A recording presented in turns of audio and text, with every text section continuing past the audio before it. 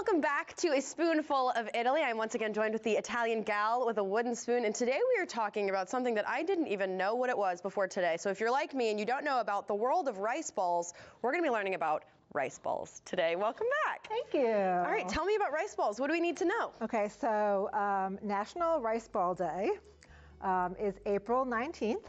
So we're going to be celebrating Rice Ball Day with my risotto balls. Rice balls are a staple street food in Italy.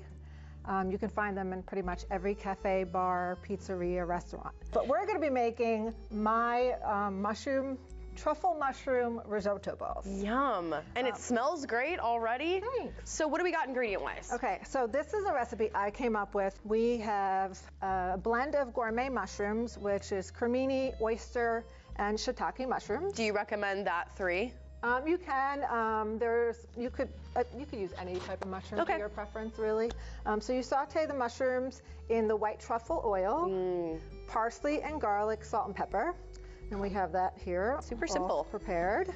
And then I'm going to walk you through the key steps to making risotto. So risotto is made with arborio rice, which is a short grain variety of rice. It is a staple in Italian cuisine to make risotto, and it's known for its creamy texture, and it absorbs liquid. And there's 4 key steps to making your basic risotto. First, you're going to saute onion with a little bit of olive oil and butter. Yum. Which we have going here. Can't go wrong there. Delicious. So our onions are nice and sauteed. They're soft and translucent. So fragrant too. And so that's the first step, is saute. And then the second step is you're going to take your arborio, your risotto, and we're going to just right in with the onions. Step 2 is to toast the rice, the risotto, and give that a good stir. Mix that in with the sauteed onions. Yummy. And you're gonna actually hear it like toast. You can hear it crisping up. Crispy yes, exactly. Yeah, okay. So that's gonna toast. Give that a minute or 2. Okay. And once that's...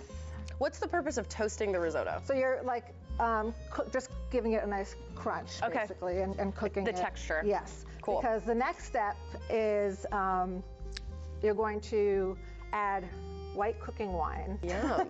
Add white cooking wine, and that's going to evaporate. So we have saute, and then toast, and then step 3 is the cooking part, and that's going to take a good 15 to 20 minutes. Okay. So you're going to have stock on a low boil.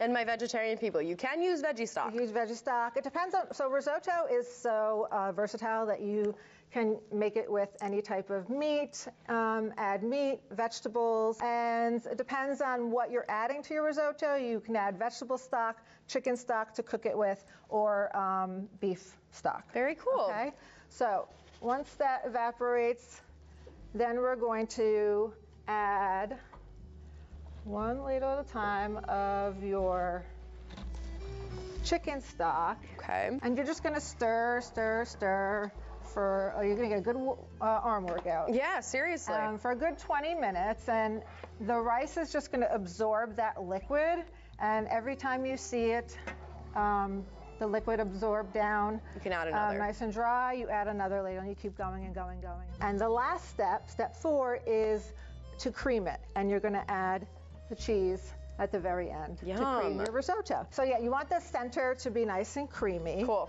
And you let the risotto, once the last step you've creamed it, you let it cool down completely.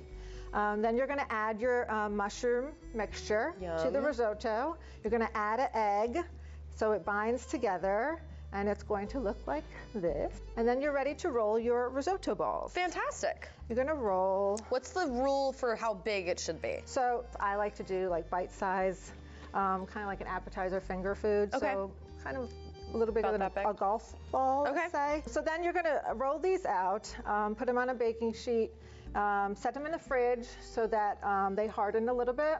Voila. Voila. completed refrigerated rice balls. And then you're going to set up your dredging station with flour, breadcrumbs, seasoned breadcrumbs, and seasoned panko breadcrumbs, half and half of both. Perfect. Beat your eggs. Okay. You're gonna dip your risotto ball in the flour, then the egg, and then into your breadcrumbs, then back into the egg, and then back into the breadcrumbs. Okay, Again. so it's the double. Yes. Once you're done breading them, stick them back into the fridge for a few minutes so that they firm again. All right, now we're at the final step, and that's frying them up. Yes. So I use peanut oil. Okay. It's best for high temperature frying. Okay. It also doesn't take away the flavor of the risotto balls. Fantastic. And it gives it a nice crispy coating on the outside. So once the oil is nice and hot, you're gonna drop the risotto balls in one at a time. How long do they take to cook in here? Good, like 4 to 5 minutes. Okay. You want them nice and golden brown all the way around. And you could always make your risotto ahead of time, or if you just don't feel like making them, you can order them from me. From you. Because they're on my catering menu. Let's go over that one more time before we go. Tell everybody where they can find all of your classes, all your info, your personal catering stuff. So Italian Gal with a Wooden Spoon on Instagram and on Facebook. I have a full catering menu. I offer to-go meals. This recipe, along with the arancini, the Sicilian rice balls, will be in my cookbook. And that's it. Fantastic. So happy National Rice Ball Day, Happy everyone. National Rice Ball Day. Thanks for being here.